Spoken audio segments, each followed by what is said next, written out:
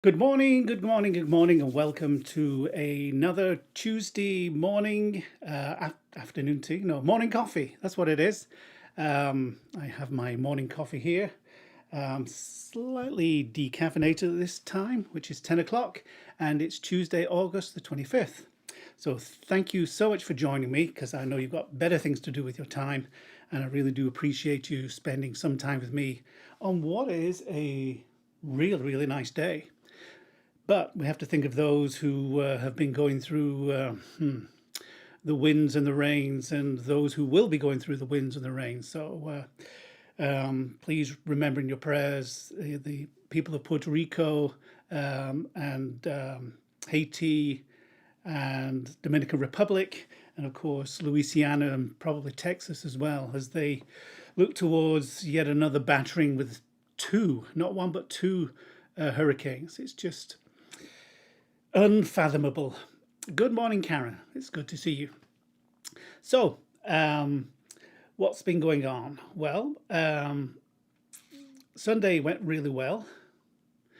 No, it isn't. It's still oppressive out there. I was out there early on, Bill, walking Winston, and it was really nice. There was a breeze. It's completely unlike last night, which was just awful. So maybe the breeze has dropped where you are. But good morning, Bill. So, yes, what's been going on? Church went really well on Sunday, apart from a glitch that was on Facebook's side of things.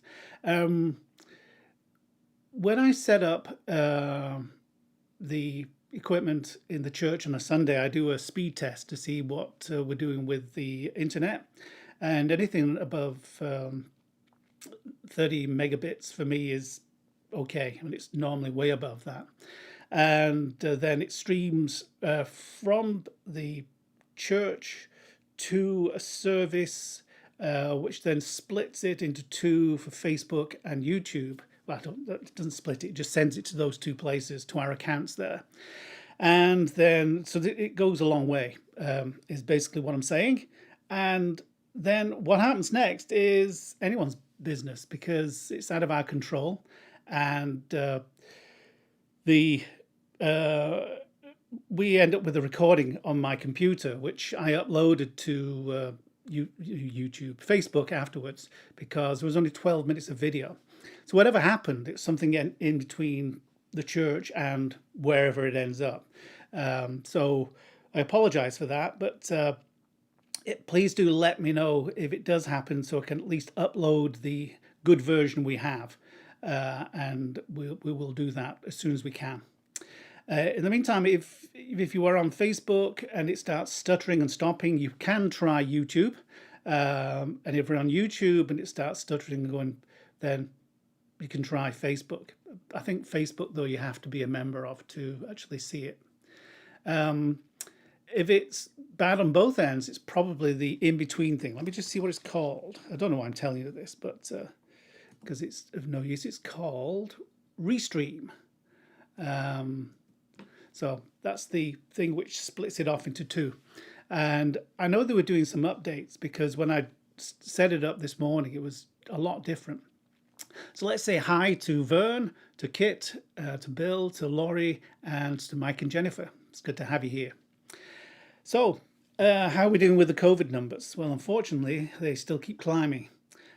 Positive throughout the country, 5,682,491. That was from the CDC this morning.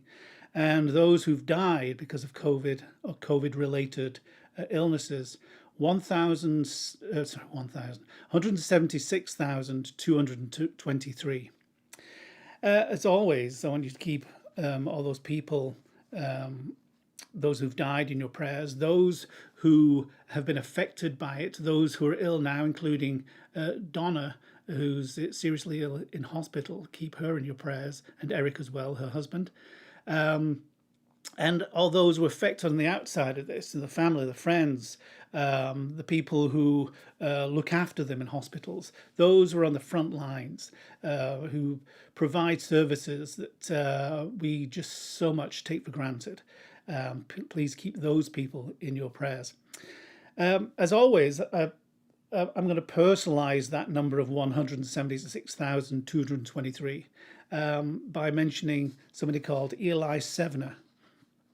Eli Sevener, who graduated from Washington State High School last year, died on August the 5th, the Tacoma News Tribune reported. He was 19, and that was reported by NBC affiliation King TV.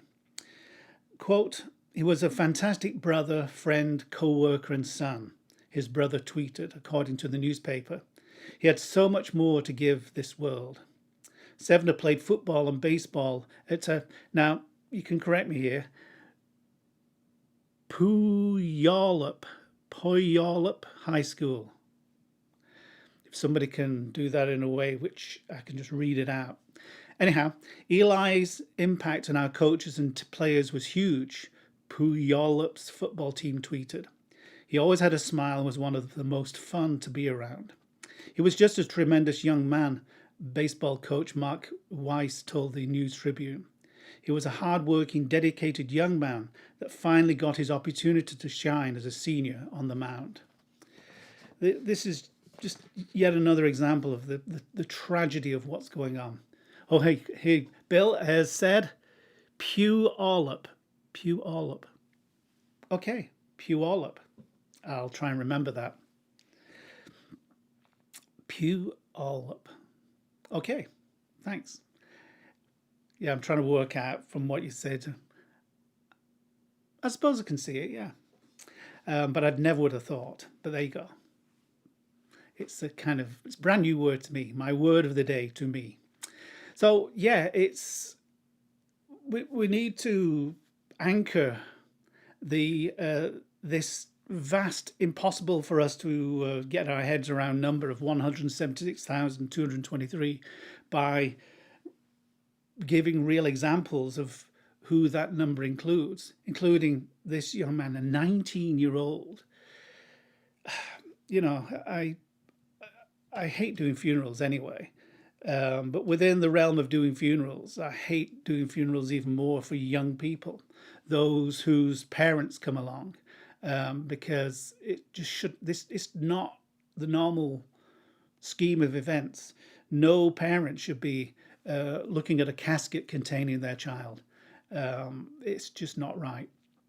And if you've done a few funerals and you see the grief of people, when I look at that number, it's just overwhelming. The grief that is now occurring in this country, of those who've lost their lives and those who are struggling in hospital. So, like I said, please do keep those people in your prayers. Now, I was going to talk about conspiracy theories because I love discovering the backgrounds to conspiracy theories, and I've got a whole host of them. Some of them actually spring from the UK as well. It's kind of interesting. We have, was that Bill? Even people who live in Washington can't pronounce it. What can I say? I would be one of those people. Puyallup. I love it. I'm going to try and remember it. Don't know why, but I think I will. So, yes, conspiracies. I was going to start with talking about one of our modern day conspiracists, who is quite a celebrity, not just in the UK, but at least in the US, if not throughout the world. And he's called David Icke. He started off life being a goalie in a professional football team. He injured his back, I think, and then he ended up being on the television as a sports commentator. I seem to recall seeing and hearing him when he was commentating on horses, doing dressage, horse competitions, not horse racing, but dressage and things like that, because I like watching that. Excuse me. But then he appeared on a primetime TV chat show in the, was it the 70s or 80s? See, I didn't do any research behind this, where he basically said that he was the second Jesus. He didn't actually put it like that, but he came on saying, I've been given the word, and the world's going to end. Well, that was a few years ago, and here we still are. Since then, he's kind of modified what he says a bit to include that the world is actually controlled by a reptilian master race who can shapeshift to look like humans. Um, and the royal family are part of this master race, and they shapeshift into from reptilian features into humans, and most of the world leaders are a part of this, including families, big historical families. It's the Illuminati's in there somewhere, and a whole host of other things. And he's written a lot of books, and they've been bought in quite large numbers. And he does tours, and I think there may be even some documentaries about him. Um, why would I bother talking about him? Because he represents this. You can open your mind so much that your brains fall out. That's the way I'm going to put it. That it has become almost the norm that people are so willing to accept conspiracies based on distorted evidence and truths that then all of a sudden are sort of figured into a timeline or a schema that then is supposed to represent the truth. Not a truth, but the truth. So we all know the JFK assassination. It was an inside job. Yeah. And there are people who have gone on record by saying this happened and that happened, and people have done all sorts of stuff. 9/11 is another inside job. It was done by the Bush administration, allegedly, and they talk about the evidence of the Twin Towers and how they couldn't possibly have collapsed like they did. Well, I did architecture. I did a lot of math in terms of structures and stuff, and it had a central core from which everything else hung, and just with that little piece of information, if something's going to go down, it's the central core, and everything's going to collapse inside it because it's called physics. So, and about the planes, and it's impossible for one of the planes to have done what it did. Well, it's impossible for cars to do rolls in midair and land on the four wheels, and yet it does happen. I mean, that's planned, and the 9/11 planes weren't planned, but just because something happens and it's highly unlikely, it doesn't mean to say that it couldn't have happened. So there's all this and the other. The moon landings were fake, or if they weren't fake, now this is one of the theories. I think this is a David Icke theory. Is that the moon is actually not a planet, but it's an alien spaceship inside of whom all the controlling reptilian people are doing their thing, controlling us. Apparently, they're sending out some kind of wave which controls us in some way. Where was I going to go out with all of this stuff? Well, I was going to talk about QAnon, which is another fascinating conspiracy theory, which is now breaking ground and becoming more of a mainstream thing. But I got so lost in time yesterday. I mean, I've been following this for years, but I wanted to write some notes, and I just didn't get the opportunity. So kind of maybe next week. So what am I going to talk about? Well, one of the reasons I didn't write any notes is because I was asked a question via text, which was this. And it's based upon my sermon last Sunday. Now, if you didn't hear the sermon because everything kind of went kaput with the streaming, you missed one of my best sermons ever. That's all I could say. No, let's see what the question is first, and I'll kind of ease into what the sermon said, which produced this question.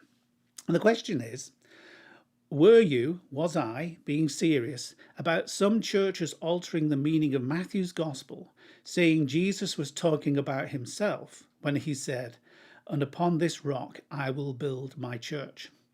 So the gospel reading was to do with Jesus asking the disciples, who do people say that I am? And they said, well, some say you're the prophet, some say you're John the Baptist. And he went, yeah, sure, okay. now, who do you say that I am? And was like, and so Peter, who probably at this point was the kind of spokesman for the group, said, "You're the Messiah, the Son of God." And Jesus says, "Great job, son of Jonah." It wasn't flesh and blood that said that. It was just my Father in heaven that made you say that. And you are Peter, and on this rock I will build my church. So what is being said is that you are Peter, and then he switches person completely. And upon this rock, and upon me, I will build this church, which is absolutely farcical in every way, shape, and form. And yet, some people do this because they cannot believe that the Roman Church is actually a Christian church. They see it as a pagan monster, at least, or a kind of antichrist at best, or maybe the other way around. No, it's probably yes. So was I being serious? The answer is yes, I was. Now, the thing with sermons, and you've got Father Lewis to blame for this. So if he's on, you can, and you see that he's on, just text him and say, "This is your fault." But after he sort of now pronounced one of my sermons as being too long, was it 37 minutes, 37 seconds or something like that? I'm doing a really big editing job on my sermons to keep them to a more healthy length of 30 minutes. No, it's not. It's not his fault at all. But what I am doing is editing things out which interest me and may actually have something to do with where I'm going with the sermon, but actually are more of an aside. And one of those things is to do with what's known as the Great Apostasy, which I excluded because it was quite a batch of what I was talking about within the sermon and really didn't add anything to it. So, was I being serious about some churches saying that actually Jesus was talking about himself? Yes, I was. It's rubbish, but some people believe that. But like I say, something else needed to be added. Now, the Roman Church has been targeted as at least the whore of Babylon from the book of the Revelation of St. John the Divine since the Reformation.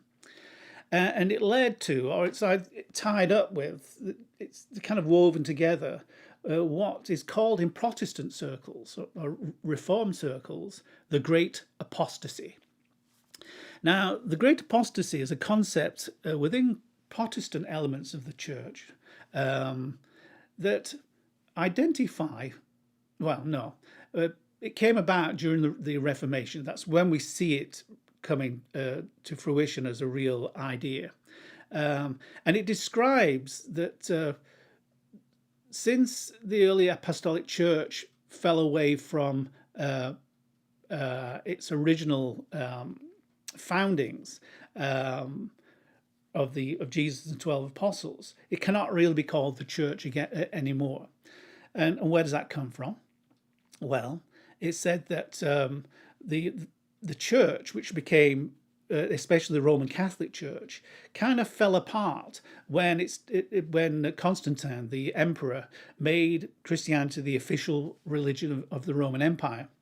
And added to that was that the early church began to include traditional Greco-Roman culture. For example, the mystery religions, following deities of solar monism, like the sun is God, such as Mithras and Sol Invictus. It included pagan festivals and sun worship, sun worship, and idol worship as well. And what they would mean by that is that the great pantheon, there's a word for you, of the saints, that people mistook praying to the saints, not praying to, having the saints pray, asking saints to pray for you as praying to the saints as if they were gods themselves. And that the church did this based solely on its perception of its own authority. We can do this because we are the church. And because it made these changes and under the claims of tradition and not from scripture, as these Reformation people would say, the church had fallen into apostasy. It's one of those questions where you can ask, is this true? To which the answer is, well, yes and no. We know for a fact that there were segments of if you think of the church as just being a monolithic something with one belief in its first 400 years, you've absolutely no idea what church history is like. There were loads and loads of different notions of who Jesus was, all of them claiming to hold the truth. And they became kind of fighting units within the faith. So there was some contending for a kind of middle ground that Jesus is both God and man. There was some contending that Jesus is only God. There's some contending that Jesus is only man. And they all had their own theologies. And from the get-go, were all these arguments going on, and it was a bit of a mess. Also, very early on came the persecutions. And those persecutions kind of sorted out the sheep from the goats, to borrow an allusion, in that there were many people who followed Christ and it cost them their lives. And there were also many who fell away from the faith as the persecutions got harder and harder and harder. And then Constantine comes along and he kind of has a liking for Christianity. But he doesn't really become a Christian until he's on his deathbed.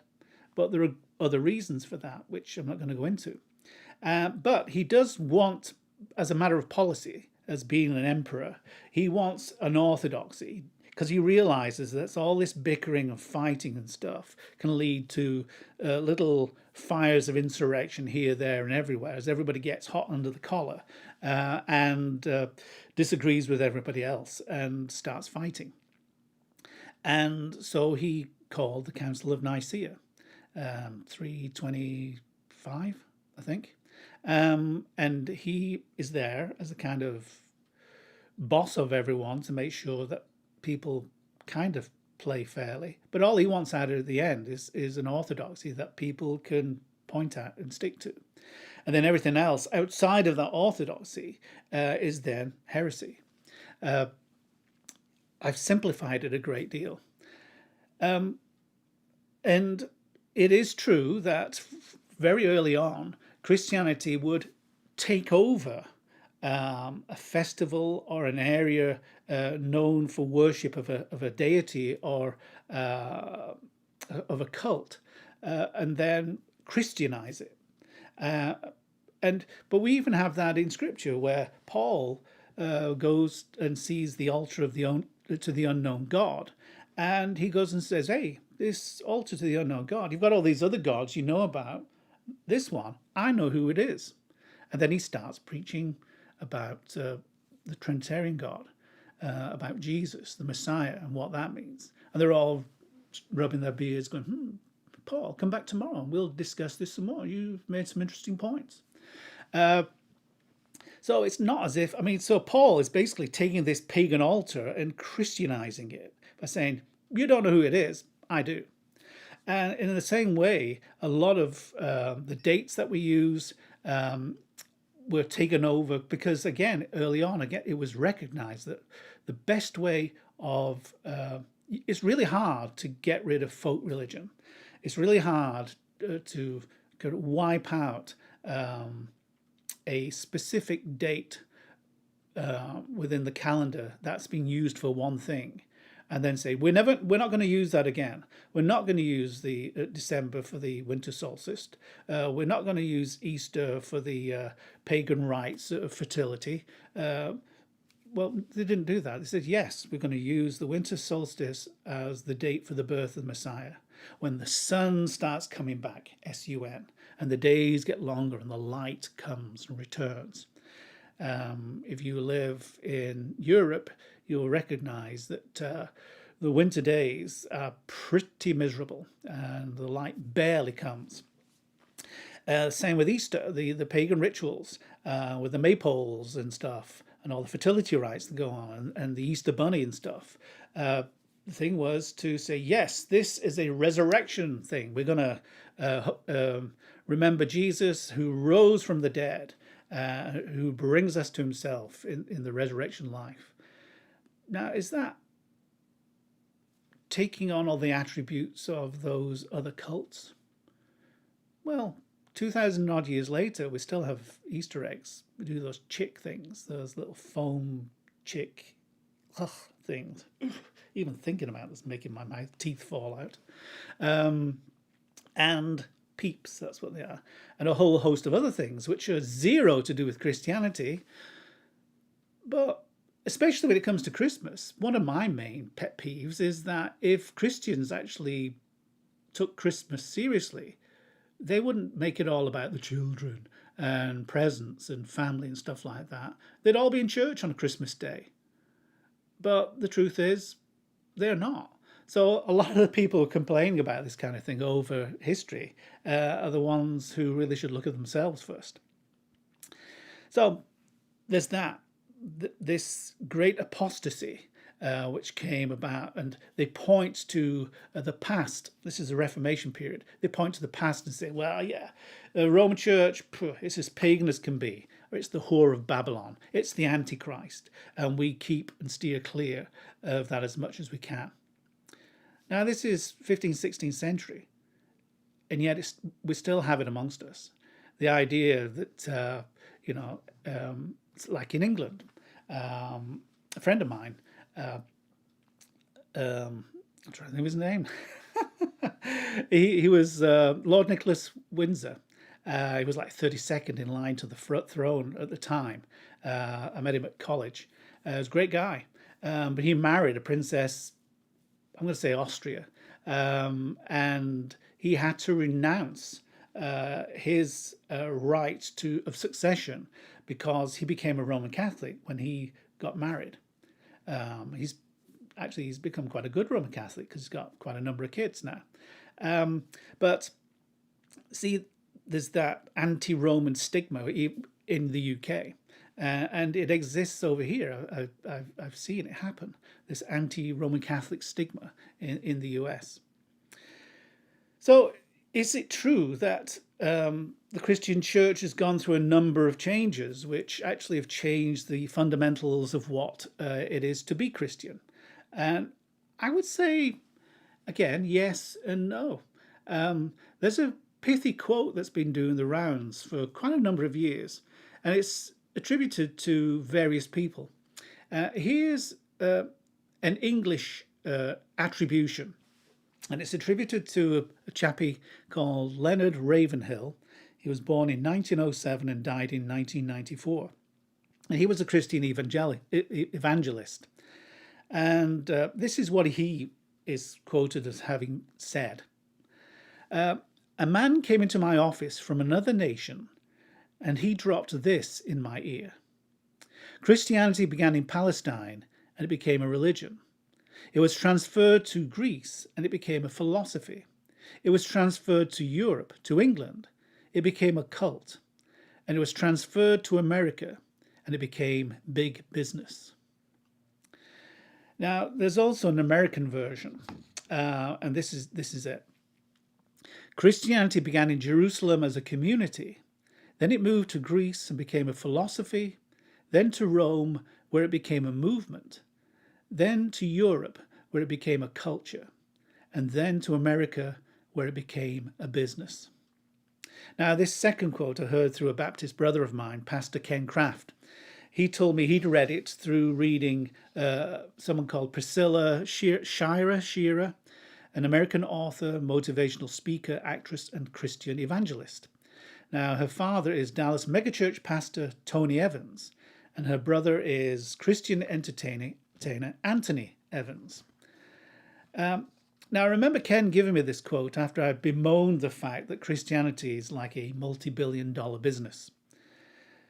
And And having read a lot of church history, I could see where this saying was coming from. But it didn't need to have what it seems to be a natural inevitability about it. As I mentioned, there were lots of heresies going around in the early church, and certainly Christianity was a community. People used to meet in houses, and they would worship together, sharing all that they had. We get this from the Acts of the Apostles. We get this from Paul's letters. And so it's kind of very small scale groups, but it blew up really, really quickly and became a problem for the Jewish church because the original Christians were Jewish. But those Jewish people who becoming Christians were moving further and further out from Jerusalem within the diaspora, where the Jews were in the big cities of the Roman Empire. And as that happened, more and more Greeks and Romans and foreigners and Gentiles began showing an interest. And this kind of caused problems initially, even though Jesus himself had healed people who were outside of the circle of Judaism.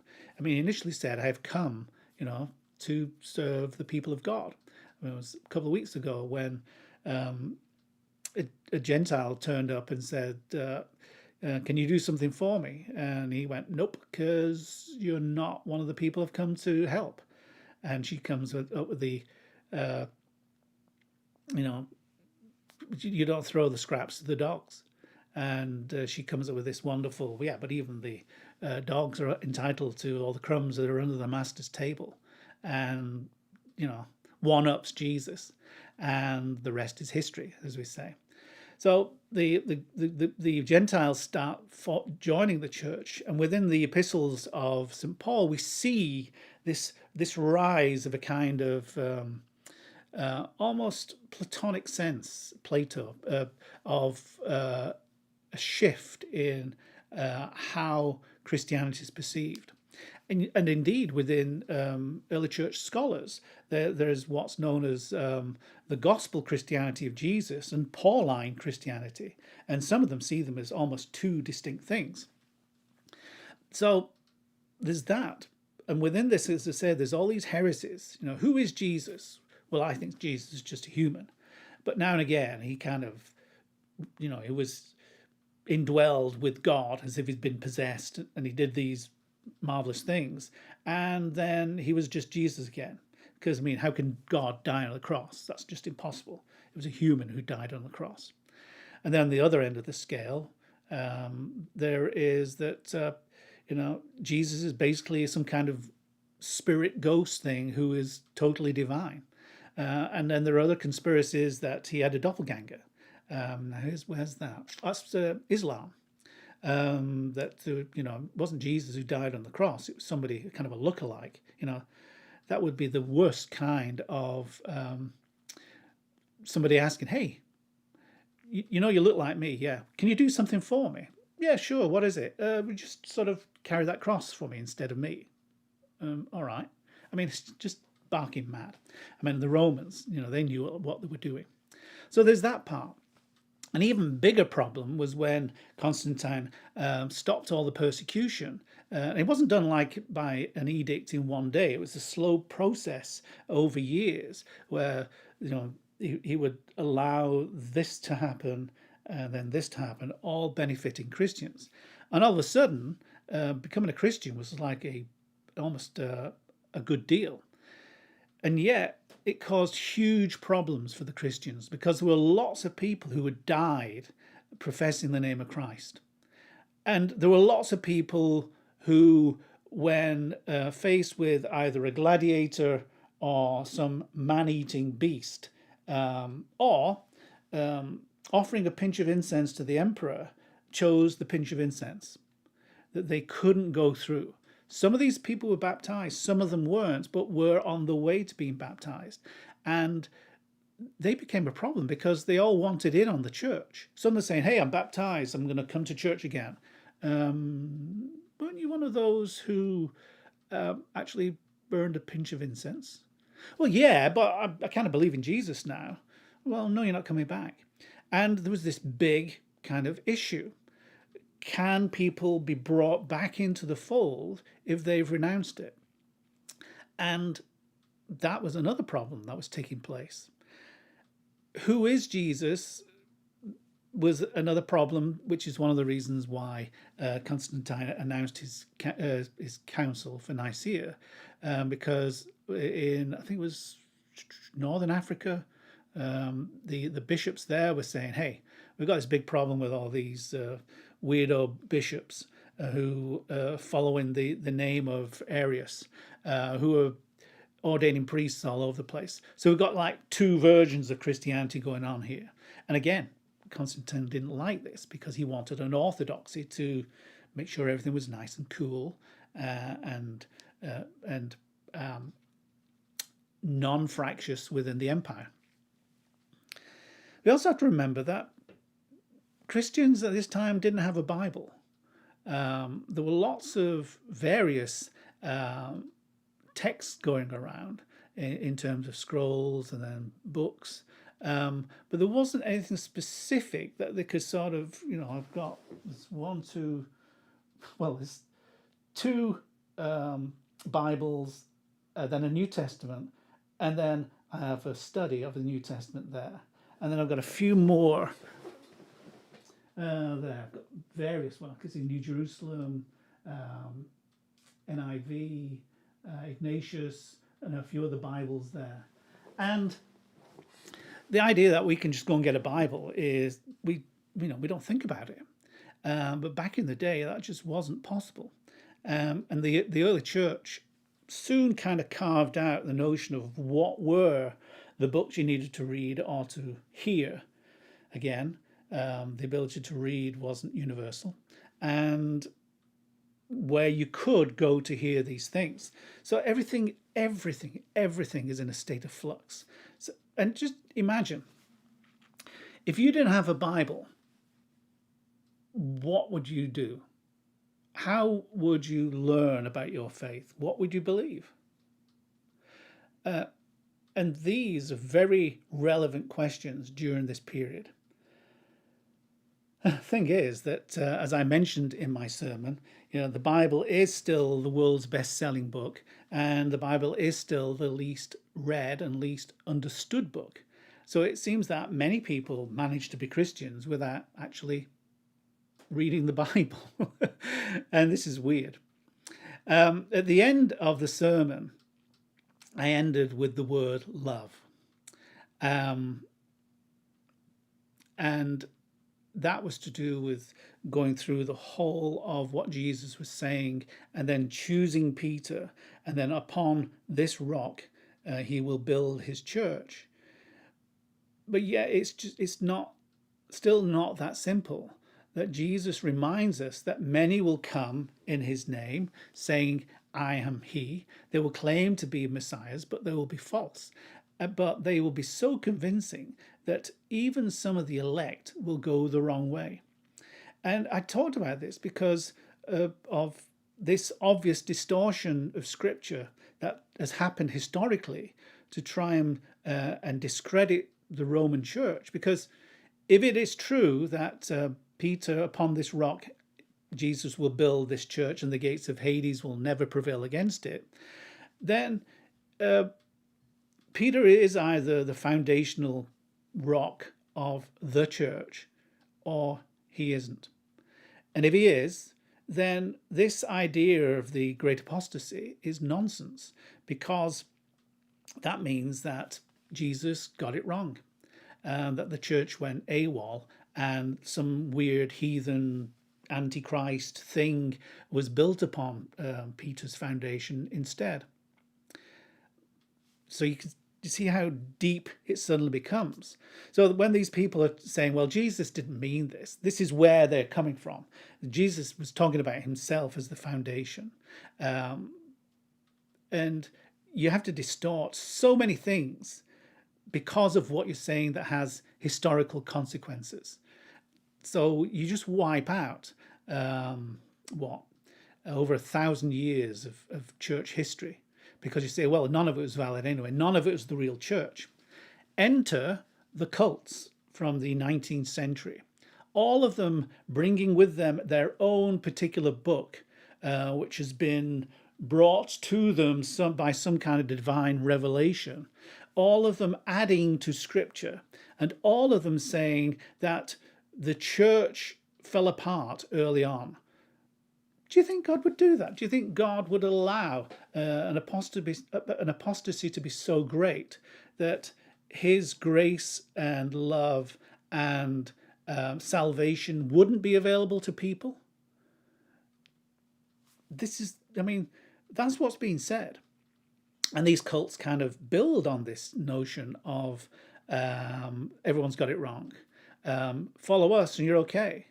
And it's this, to me, it's this, there will many come say they come in my name, and they will mislead even the elect.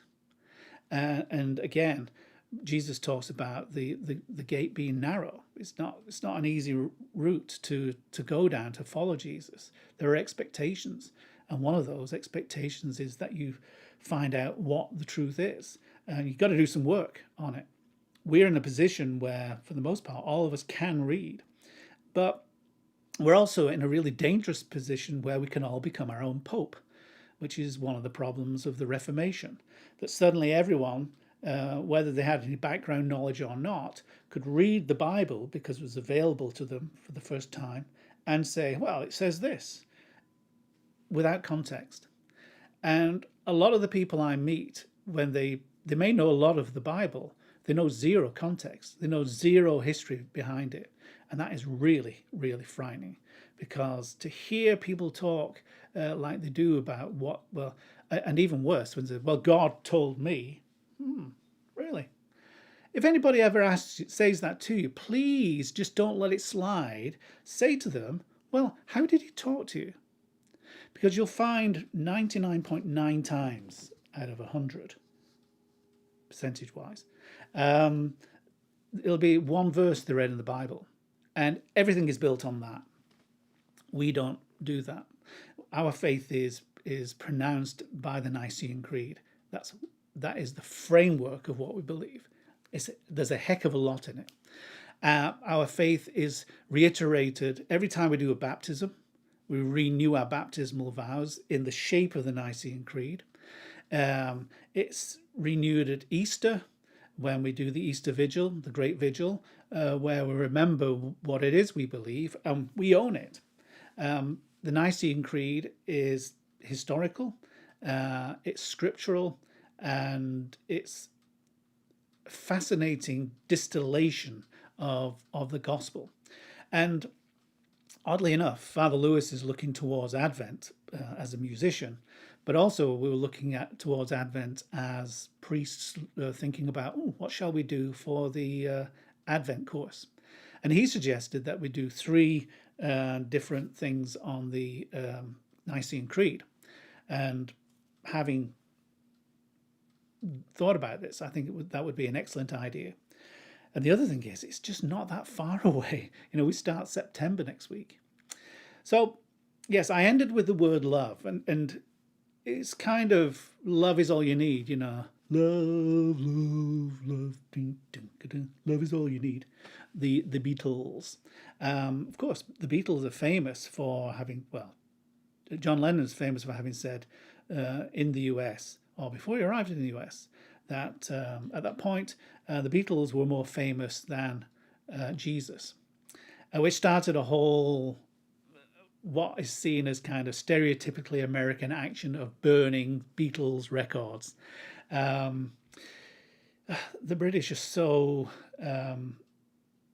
sarcastic and metaphorical and sardonic in their humor that I think every Brit would have heard John Lennon say, it's kind of sideways joke.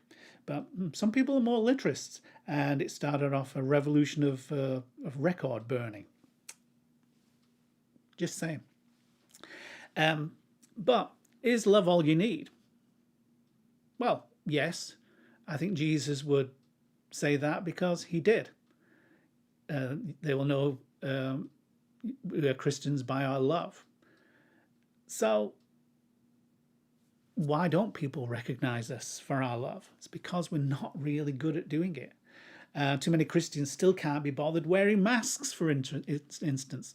We had that sight of the church with protesters outside. I think there were 500 of them meeting, where not one of them was wearing a mask.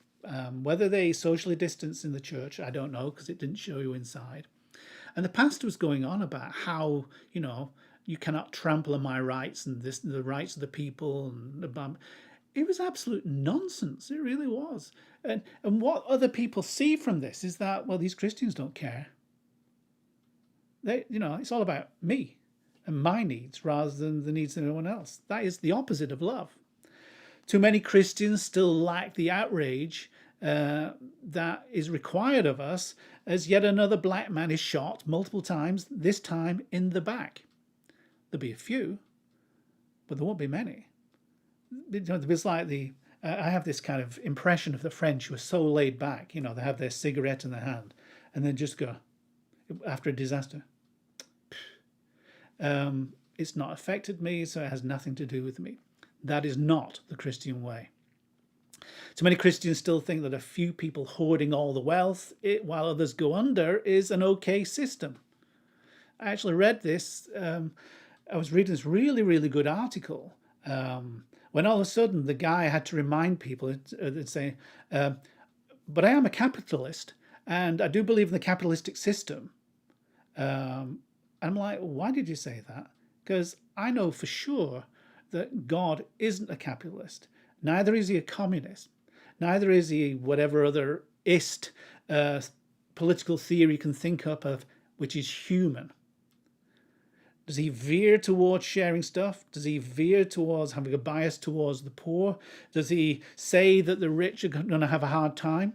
Yes. But does he say it's communist? Not necessarily. Does he talk about capitalism? Not at all.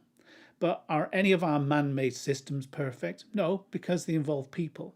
And every time a person gets involved in something, it's going to be flawed because humans just can't get themselves out of the way. So even the best systems. I cannot say I'm a capitalist because it would be unchristian of me to say so. And I need to critique because Jesus is the truth, not anything else. I need to be able to critique. It's same in politics and parties. If your political views are so embedded in your Christian faith that you don't critique your political views, there's something wrong with that. Because Jesus condemns all the things we do because they are flawed. We pick out those things which show love and decency and compassion and sharing and the willingness to lift our brother and sister up who is in the gutter, to create justice and equity for all. That is love. That is the Christian way. And again, it doesn't involve charities. To have charities as kind of bolted on part of our society just to make us feel good isn't something that Jesus would applaud. He'd say, well, what are the bases of these iniquities? Why aren't you dealing with them? All you need is love. While we accept all these things and even more, while we still sort of rationalize our own views and opinions and pick out scriptures which support what we do, either as individuals or as congregations or as denominations, we're not transmitting the love that Christ told us to do so. While we are so busy pointing at other things and saying this is wrong, this is wrong, this is wrong, and yet not looking at how we should be dealing with things, it's not Christian. We really have a lot of forests in our eye that we should be dealing with rather than looking at the specks in other people's eyes.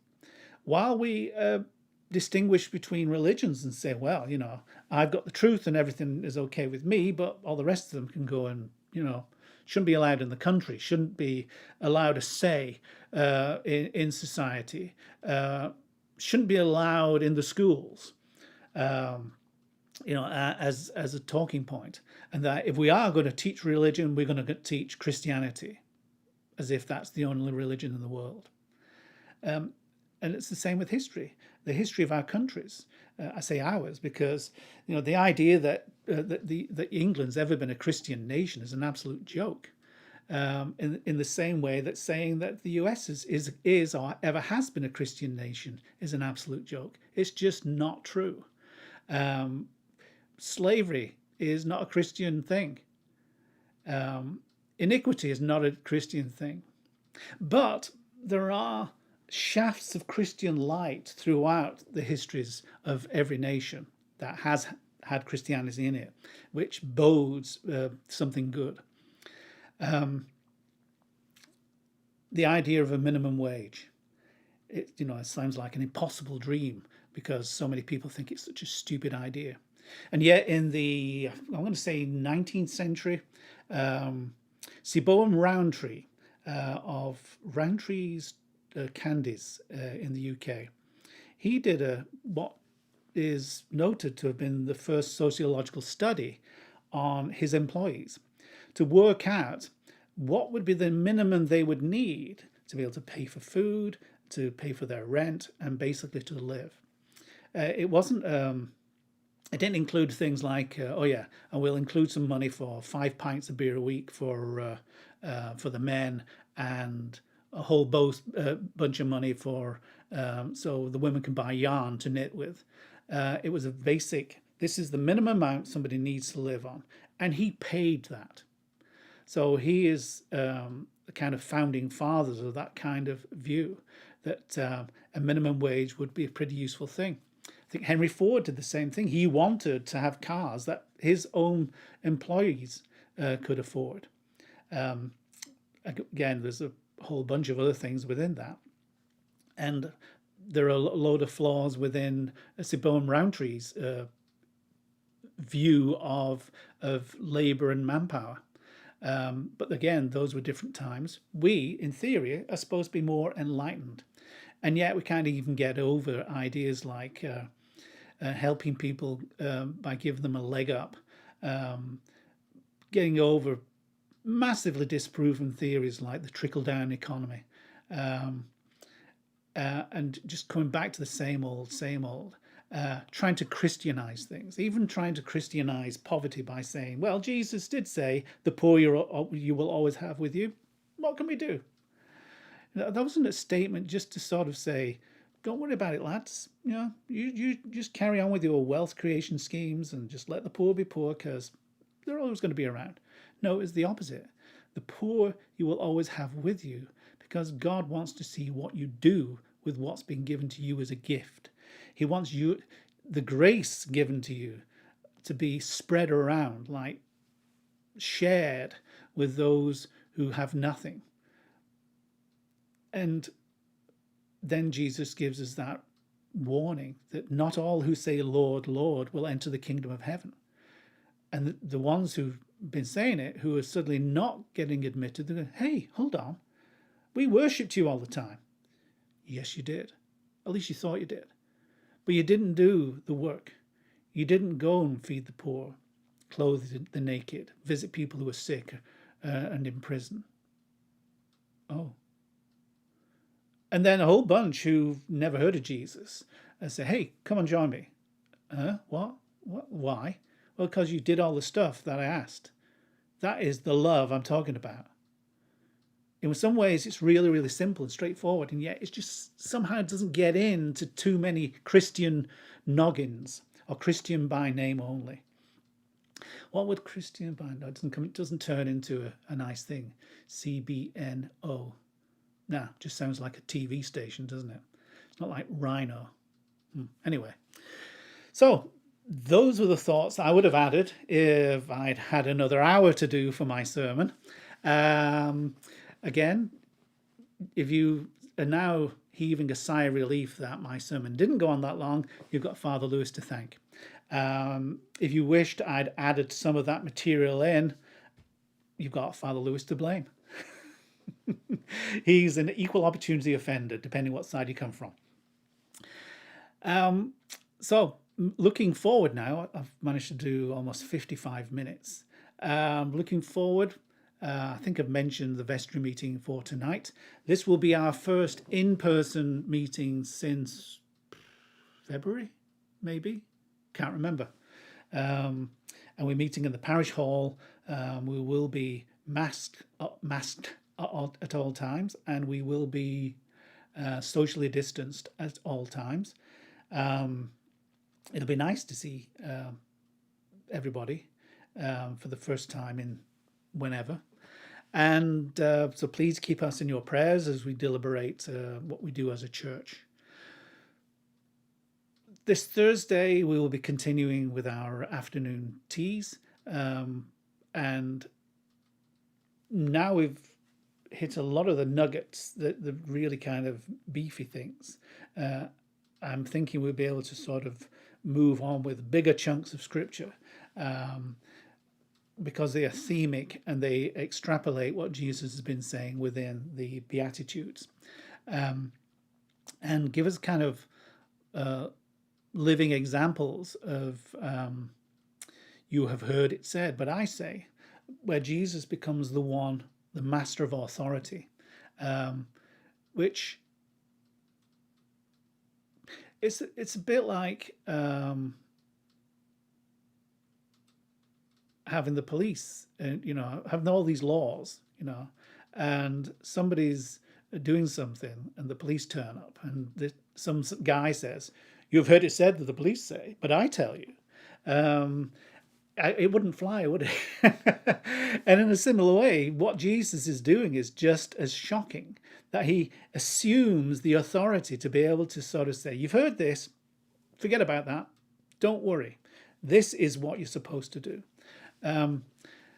But when he does that, it actually broadens things and deepens things so much. It makes it actually more difficult to do the things that before were outward acts that could make you seem you're doing the right thing. But he's calling on the heart and what your heart is doing. And when that happens, we suddenly realize that we need God more than ever, because it isn't just the outward expression of who we are and how we act in public that makes us the nice guy. It's how we really feel and who we are on the inside, that God knows, that Jesus wants to redeem, that the Holy Spirit is transforming into the image of Christ.